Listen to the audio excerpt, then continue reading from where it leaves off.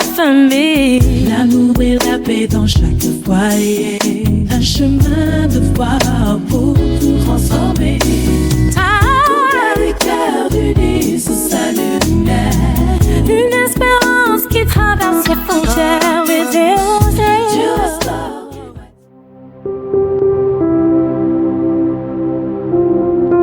Bonjour à tous, bienvenue à votre émission Pasteur T, j'ai une question. Une émission où le pasteur Thierry Lumbu répond à vos différentes questions qui touchent la vie chrétienne de tout un chacun de diverses manières. Aujourd'hui, nous accueillons de nouveau le pasteur Thierry Lumbu pour un nouvel épisode avec un nouveau sujet. Avant de commencer, nous allons incliner nos têtes dans la prière pour remettre ces moments entre les mains de Dieu. Éternel des armées, nous te louons, nous t'exaltons. Merci Seigneur de nous avoir permis de faire cette émission. Éternel, merci parce que tu es là parmi nous.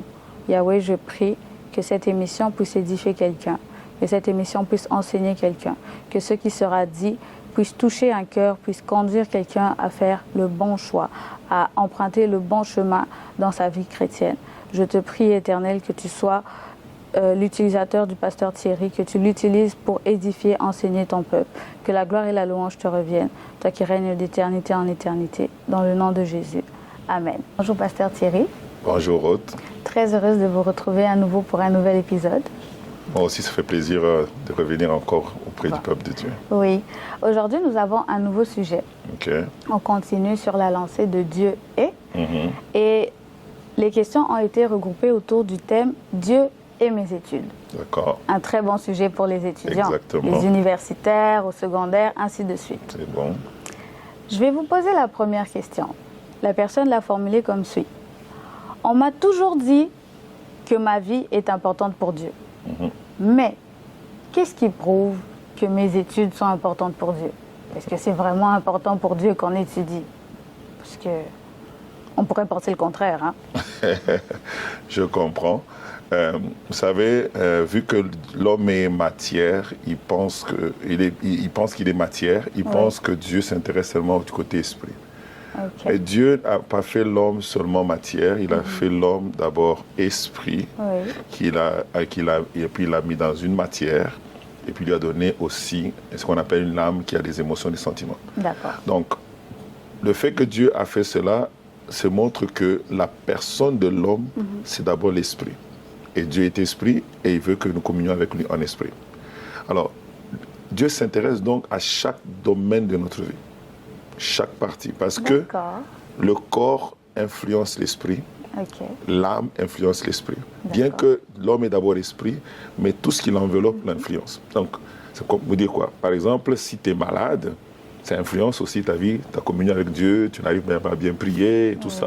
Donc, ton corps est important, parce que c'est le véhicule que Dieu utilise pour pouvoir promener l'homme qu'il a créé. Okay? De la même manière, les études de l'homme intéressent Dieu, parce que ça vient forger la personne. Quand on parle d'études, d'abord les études, ça n'a pas commencé depuis Adam, là ça a commencé après. Oui, c'est vrai. Alors, pourquoi les études ont été faites? Les études ont été faites normalement pour 3 grandes raisons. Premièrement, c'est pour nous donner des opportunités des professionnels. Donc, on a des opportunités, on veut être capable de faire des choses parce qu'on a appris un certain métier. La deuxième raison, c'est pour un développement personnel. Donc, on a des talents, on a des choses qu'on connaît. Si on veut les développer, il faut étudier. Et troisièmement, c'est pour développer la société aussi. Parce que si tu veux donner un apport à la société, il faut que tu fasses quelque chose pour que tu impactes la société. Okay. Ça, c'est ce que le monde a prévu. Et Dieu aussi, derrière ces 3 grandes raisons, Dieu aussi utilise ça. Première raison que j'ai dit, c'est que tu dois plutôt avoir des opportunités de carrière. Dieu veut te bénir. Tu veux donner l'argent. Comment il va te donner l'argent? Toi, tu n'as jamais fait la médecine, par exemple. Bon, on a la foi. Hein.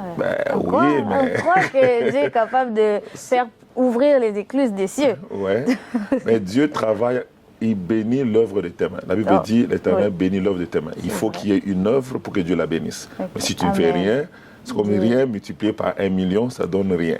Donc c'est la même chose. Donc Dieu s'intéresse à nos études parce qu'il veut nous bénir. Oui. Il veut nous amener à atteindre certains potentiels dans la carrière, dans le bien-être, dans la finance, tout ça. Alors il nous pousse à aller dans les études parce que c'est l'exigence de la société. En faisant cela, Dieu maintenant multiplie. Avant, c'était que les gens faisaient l'élevage, Alors Dieu bénissait l'œuvre de leurs mains en bénissant leur élevage. Maintenant, aujourd'hui, dans nos sociétés, il faut étudier pour avoir des opportunités de carrière. Alors Dieu veut donner une carrière qui est florissante. Qu'est-ce qu'il fait? Il bénit tes études. Il s'intéresse à tes études pour que tu puisses réussir. Socialement aussi, si tu veux impacter, nous devons laisser des traces. Les chrétiens aussi doivent laisser des traces. Mais une chose que j'aimerais insister pour cet homme ou cette femme qui a posé cette question, c'est que Dieu est c'est un fin stratège. Pour atteindre certains secteurs, il a besoin de passer par des personnes qui ont certaines compétences. Tu ne peux pas aller parler au Premier ministre aujourd'hui, tu vas la voir où? Alors, pour que vous puissiez même aller jouer au golf ensemble et tout ça, il faut que tu puisses avoir un certain quotient intellectuel, avoir un certain diplôme et tout ça. Alors, qu'est-ce que Dieu fait? Il te pousse à aller faire les études parce qu'il sait que tu vas aller rencontrer des gens là, à l'école, dans ta profession, dans certaines collaborations entre départements et tout ça. Ça va te permettre à ce que l'évangile arrive là-bas. Daniel, Joseph ont pu faire en sorte que le royaume de Dieu, la pensée de Dieu soit connue à la cour royale parce que Daniel servait à la cour royale. C'est pourquoi le roi pouvait dire le Dieu de Daniel, parce qu'il voyait Daniel dans sa cour royale. Mais si Daniel était un monsieur paysan, quand est-ce qu'il allait s'intéresser à sa propre vie? Il fallait que Daniel arrive à la cour royale pour que le Dieu de Daniel soit connu à la cour royale. Donc voilà pourquoi Dieu s'intéresse à nos études, parce qu'il veut qu'on se développe, qu'on n'est pas de la société, mais aussi c'est pour la stratégie de Dieu. Nous sommes comme la cartouche de Dieu dans certains milieux. Et pour pouvoir arriver là-bas, il faudrait que nous puissions étudier. Voilà. C'est bien ça. Bon, moi j'ai retenu que Dieu s'intéresse à chaque domaine de notre vie, il s'intéresse à notre âme. Il nous a créé esprit, mais il s'intéresse à notre âme et dans le corps dans lequel il nous a mis pour vivre sur cette terre. Donc les études, c'est aussi un moyen pour Dieu de nous faire atteindre notre destinée. C'est comme un passage pour arriver à la finalité, comme vous avez dit, avec Daniel qui a fait connaître l'évangile dans la cour du roi. On ne peut pas accéder à la cour du roi s'il nous manque certaines compétences pour se présenter devant le roi. C'est très bien ça. Maintenant qu'on sait que Dieu s'intéresse à nous dans toutes ces sphères, comment on fait, est-ce que c'est nécessaire de l'inclure dans ses études? On sait qu'il s'intéresse, mais est-ce que si je ne l'inclus pas, qu'est-ce qui va se passer? Ok. Oui, c'est nécessaire d'inclure Dieu parce que nous devons comprendre que tout ce que nous voyons tire, on peut dire quoi? Tire sa force de ce que nous ne voyons pas. Les choses visibles sont fortement impactées par les choses invisibles. C'est pour cela que, par exemple, si on prend juste la Terre, la Terre, même scientifiquement parlant, elle n'est pas soutenue par ce que nous voyons. Elle est soutenue par des choses des forces qui sont... La physique, toutes ces choses, on ne les voit pas. Mais ça existe.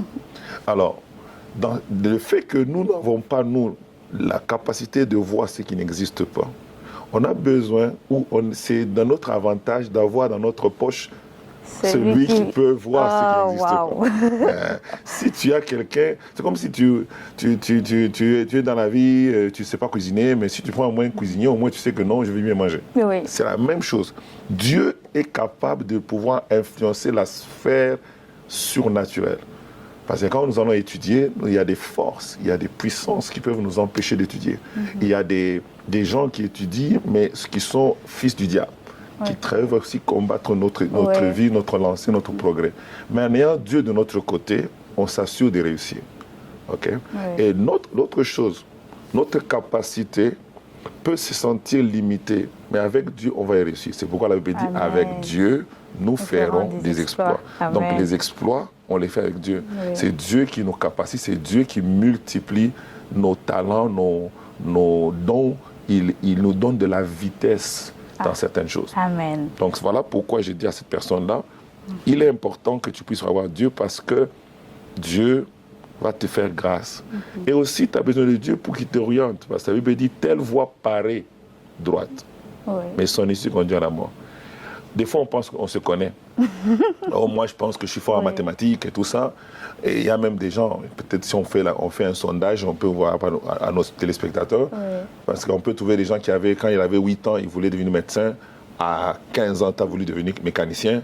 À 22 ans, tu as changé de vouloir devenir, je ne sais pas, politicien. En fait, le cœur de l'homme bouge beaucoup. La Bible dit le cœur de l'homme est tortueux par-dessus tout. Qui peut le connaître? Ça veut dire que le cœur de l'homme ment même à l'homme lui-même. Il pense que j'ai envie de devenir médecin, et c'est faux. Après de temps en temps, il faut changer d'avis un tout petit peu. Ouais, mais j'ai connu quelqu'un comme ça à Montréal qui a fait 3 fois, non, 4, il a 4 diplômes en cégep. Parce qu'il finissait le cégep, puis il dit, c'est pas ce que je voulais. Il recommence. Wow. Ce que je voulais. Il recommence. Quand il a fini le 4e, son père a dit, hey, stop. Hein. À la quête du bonheur. C'est ça. Son père a dit, stop, il faut que tu saches exactement tu veux quoi dans la vie. Comprenez? En fait, le cœur de l'homme bouge beaucoup. Ah, vraiment, c'est beau, je vais faire ça. Oh non, c'est intéressant, je vais faire ça. Le salaire, on paye beaucoup. Donc, il y a beaucoup de choses qui nous attirent gauche-droite. En ayant Dieu de notre côté, il va nous aider à savoir exactement ce qui ferait notre bonheur. On dit, si je suis médecin, je sens mon bonheur. Si je suis mécanicien, je sens mon bonheur. Je suis cuisinier, je trouve mon bonheur. Et au fait, la vie, ce n'est pas seulement l'argent. La vie, ce n'est pas seulement... mais c'est se sentir bien même dans sa profession. Et alors, Dieu, te connaissant mieux, va te montrer dans quelle profession tu vas te sentir bien. J'aimerais terminer avec ce verset pour ceux qui m'écoutent. Ésaïe 30, verset 1. Version Semeur dit, « Malheur aux fils rebelles, déclare l'Éternel, qui forment des projets où je n'ai pas de part. » Ok. Il faut que Dieu ait sa part dans tous les projets que nous formons. Voilà. Parce que si Dieu n'a pas sa part là-dedans, le malheur certainement va arriver. Va arriver parce qu'on a fait un mauvais choix. Va arriver peut-être parce qu'on a rencontré quelqu'un qui ne nous aime pas, qui est un jaloux, qui nous combat. Va arriver parce que, on ne se sent pas heureux dans cette affaire-là. Il y a toujours un malheur. C'est pourquoi il dit malheur. Il n'a pas dit maudit. Malheur. Malheur, c'est quelque chose qui arrive. Il faut faire attention. Parce que des fois, non, il n'y a pas de malédiction. C'est juste que ton chemin que tu mènes... Il sera malheureux. Voilà. Donc c'est très important d'avoir Dieu. C'est pour ça que des fois, on pleure dans les études, on se perd, on s'intéresse à un domaine, on commence à étudier, mais on se rend compte que c'est comme si ça ne fonctionne pas. Tu réussis tantôt plus tôt, ça ne va pas trop bien. Puis, il faut faire de Dieu la force de la pesanteur, comme en physique. Tu fais de Dieu ta force, puis ça va fonctionner dans les études. Exactement. La prochaine personne pose la question suivante. Pourquoi je ne peux pas juste demander à Dieu quelles études faire et me débrouiller toute seule? Elle a compris la partie où Dieu s'intéresse à nous. Elle a compris que c'est très nécessaire d'inclure Dieu dans ses études. Mais elle est comme, une fois que Dieu me dit, tu étudies en médecine, on est quitte. J'étudie, tu m'as dit où j'étudie, je fais ce que tu me demandes. Maintenant, qu'est-ce que tu dois faire? Qu'est-ce que Dieu a à faire au quotidien de la médecine? C'est parce que nous avons un ennemi qui ne nous aime pas. Quand tu lis Adam et Ève, ils étaient dans la parfaite volonté de Dieu, au bon endroit, au bon moment, environnés des bonnes choses, mais il y a eu un monsieur qui est passé les visiter. Donc, tu peux être à la bonne chose, faisant la bonne chose, sachant tout ce que tu veux, c'est Dieu qui t'a parlé, ou c'est Dieu qui t'a orienté, et ça va très bien. Mais soudain, le serpent te visite. Et quand il te visite, il commence à te faire des palabres. Tu fais une conversation avec lui. Cette conversation avec lui t'a amené à quitter le jardin d'Éden. C'est pour cela qu'on a vraiment besoin de Dieu. Le psaume que j'ai dit tantôt, le psaume 60, verset 14, qui dit « Avec Dieu, nous ferons des exploits ». Il ne finit pas avec ça. Il y a une phrase ensuite. Il y a une phrase ensuite. Et cette phrase ensuite dit quoi? Il écrasera nos ennemis. Quand tu es avec Dieu, il y a 2 bénéfices. Le premier bénéfice, c'est que tu as des exploits, parce que tu es dans sa volonté, parce qu'il t'a donné les bons conseils, ainsi de suite. Mais la deuxième partie, il s'occupe de tes ennemis. Et c'est que j'aime. Les exploits, on fait ensemble avec Dieu. Mais les ennemis, ça s'en occupent tout seul. Waouh! Ça c'est un bon deal, ça. Ça, c'est un très bon deal. Donc, c'est pour dire que tu peux être là, tu ne savais même pas qu'on t'a attaqué à l'école. Toi, tu étudies. Dieu peut même faire que ton professeur là qui veut te faire échouer, on les licencie. Et puis tu réussis. Toi, tu réussis. Pourquoi? Parce que Dieu est là. Il s'occupe de tous tes ennemis. Ils viennent. C'est un bon partenaire d'affaires. Voilà. Quand il faut réussir, il t'aide. Quand il faut écraser les terreurs, il écrase à ta place. Voilà. Dors, tranquille, je m'en occupe. Tu arrives, le prof là, on l'a licencié. Oh, pourquoi? Parce que Dieu voit tes intérêts. C'est pour cela que je dis à la personne que oui, tu connais le bon choix, comme Adam et Ève étaient au bon endroit, mais le serpent aussi existe. Oui. Donc ce n'est pas parce que tout est bon, j'ai bien choisi, j'ai fait le bon métier, alors Dieu, bon débarras. Non. Parce que le diable viendra toujours te chercher de te sortir de la volonté de Dieu. Donc il est important de pouvoir te dire, est-ce que tu es sûr que Dieu veut que tu fasses la médecine? Est-ce que tu es sûr? Tu vois pas que c'est long. Tu vois pas que d'ailleurs ton ami là s'est marié. Toi tu es encore en train d'étudier. Toi tu étudies ça vraiment. Finit pas. Donc là tu te décourages, tu abandonnes, tu commences à faire autre chose et puis tu regrettes plus tard. Ou ça peut être une autre forme d'attaque, une maladie, un tel problème, tel autre problème. Quand j'étais en 6e secondaire, j'ai eu la sinusite. La sinusite, quand tu étudies comme ça, tu sens comme si le cerveau veut sortir par le nez. Oui, je connais ça. Ça fait tellement mal. Donc, j'ai étudié très bien mes études. J'avais ce genre de problème. Mais c'est là, la dernière. Là, je sentais comme si on me disait, tu vas arrêter les études, là. Et il fallait que heureusement, j'avais Dieu. J'ai dit, Seigneur, non, ça j'arrête. Un jour, j'ai pris ma main, j'ai imposé ma main comme ça. J'ai dit, sinusite, c'est la dernière fois que je te vois dans ma vie. J'ai commandé au nom de Jésus. Et jusqu'aujourd'hui, je n'ai plus les sinusites. Ça m'a permis de faire les études. Parce que je n'arrivais pas à étudier. Chaque fois que je me mettais à lire, je sentais les larmes couler. Je me mettais debout, je partais. Or, c'était les examens d'État. Il fallait préparer ça. Comment je vais étudier? Tu comprends? Donc, oui, j'étais dans le bon endroit. Oui, j'étais avec Dieu. Oui, j'avais eu le conseil de Dieu. Mais le petit serpent m'a visité. Donc, c'est pourquoi on a besoin de lui pour qu'il puisse écraser le serpent ancien. Amen. En parlant du serpent qui visite, j'ai connu une situation similaire dans mes études. Moi, j'ai étudié en sciences infirmières. J'ai fait mon cégep en soins, puis ensuite le bac en sciences. En faisant la transition du cégep à l'université, vu que j'étais étudiante étrangère, il fallait que je renouvelle mes documents. J'ai eu à renouveler mes documents pendant mon cégep. Je n'ai jamais été aussi tranquille pendant le cégep avec l'immigration. Tout allait bien. Je pouvais faire la demande aujourd'hui. Une semaine après, je savais quand je vais regarder le message de IRCC, c'est positif. Je savais. Sauf que cette fois-là, j'avais comme un petit stress, comme une certaine inquiétude. Puis quand j'ai ouvert le mail de ICC, c'était intention de refus. Bon, je n'ai jamais eu ça de toute ma vie. Qu'est-ce qui s'est passé? Qu'est-ce qui n'a pas fonctionné? Bon. Je me rappelle, j'ai appelé ma mère, j'ai toute paniquée. Oui, mais on va me refuser mon document, je veux étudier, je veux continuer mon bac. Elle m'a dit, toi, Dieu t'a déjà dit, tu vas réussir. Dieu t'a déjà parlé de tes études. Tu doutes pourquoi? Elle m'a dit, donne-moi le nom de la personne qui a signé en bas là, le document. On va prier pour elle. On va citer son nom dans la prière. On a prié, on s'est mis à prier. Puis quand j'ai renvoyé les documents, parce que bon, faut pas être passif non plus, là, c'est pris et puis voilà. Quand on a renvoyé les documents pour le renouvellement, j'ai eu mon CSQ, mon CAQ, j'ai eu tous mes documents. Ça, et j'ai fini mes études. Gloire au Seigneur. Ça, c'est une bonne chose. Il faut dire aux téléspectateurs, quand on te dit un nom, il faut citer le nom des gens. Moi, quand Pasteur Nathalie avait refusé son dossier d'immigration, le monsieur qui avait signé s'appelait Rodriguez. J'ai prié même au micro à l'église, Rodriguez, relâche le dossier. Il a relâché. Ça fonctionne.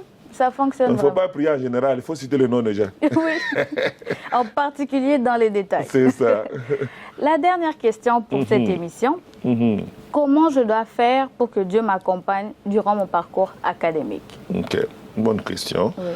Le Seigneur accompagne, ça c'est valable pour tous les domaines, mais si on doit juste le concentrer ici, première chose, elle veut dire recommande ton sort à l'Éternel.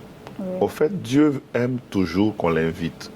Comme le premier miracle que Dieu a fait aux noces de Canaan, on l'avait invité.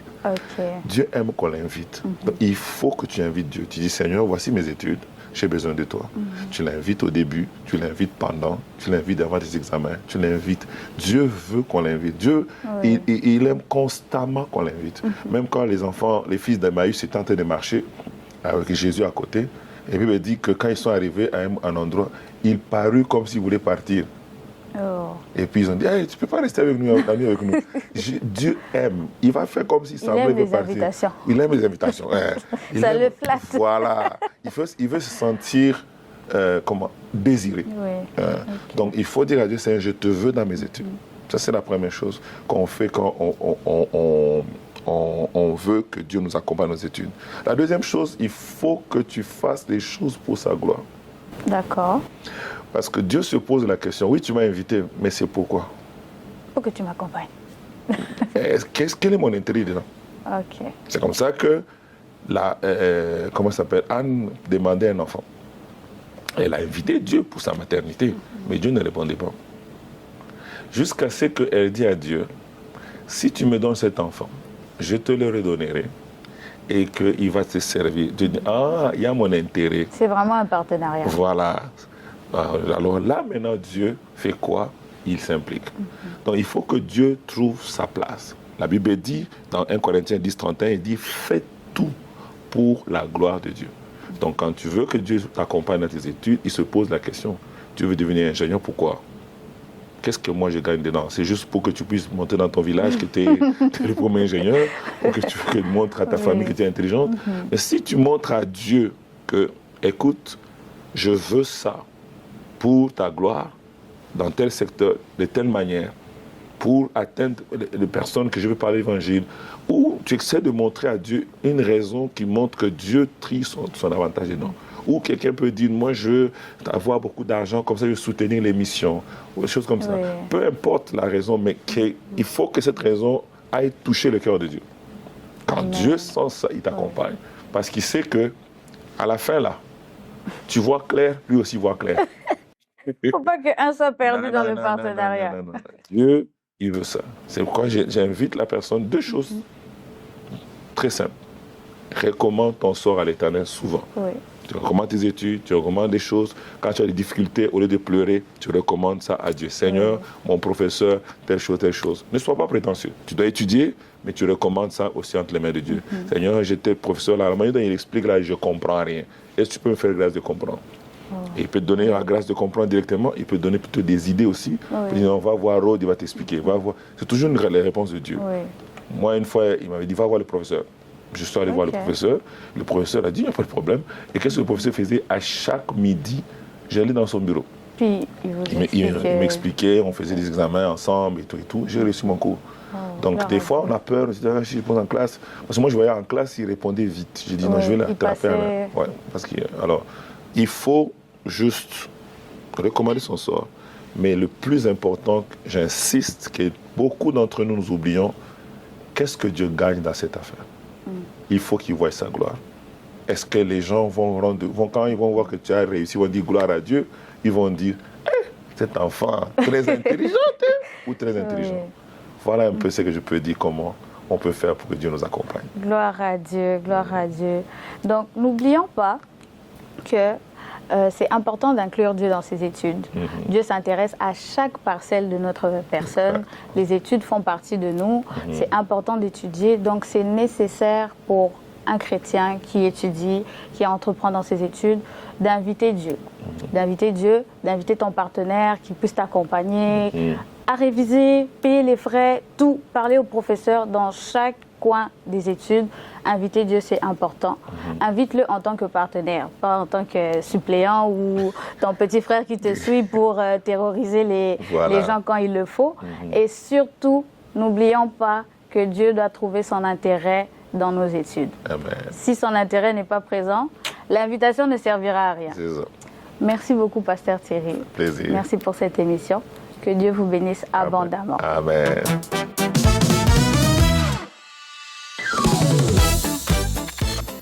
Merci d'avoir suivi notre émission du jour.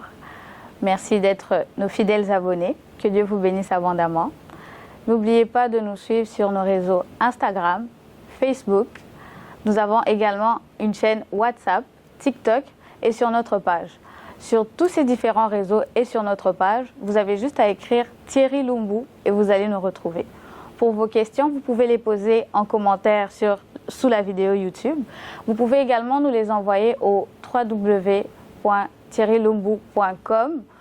Nous allons y répondre ou carrément, vous pouvez nous envoyer un courriel à info@thierrylumbu.com et c'est le pasteur Thierry qui lit vos questions et qui les formule pour y répondre dans les émissions.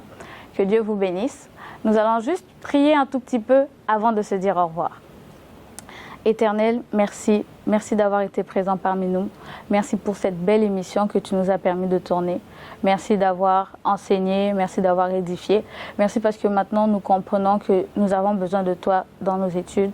Aide-nous à faire de toi notre partenaire, que nous puissions t'inviter et que nous puissions surtout t'aider, que nous puissions surtout te révéler ton intérêt dans nos études. Que la gloire et la louange te reviennent dans le nom de Jésus. Amen. On se retrouve au prochain épisode. Bye bye.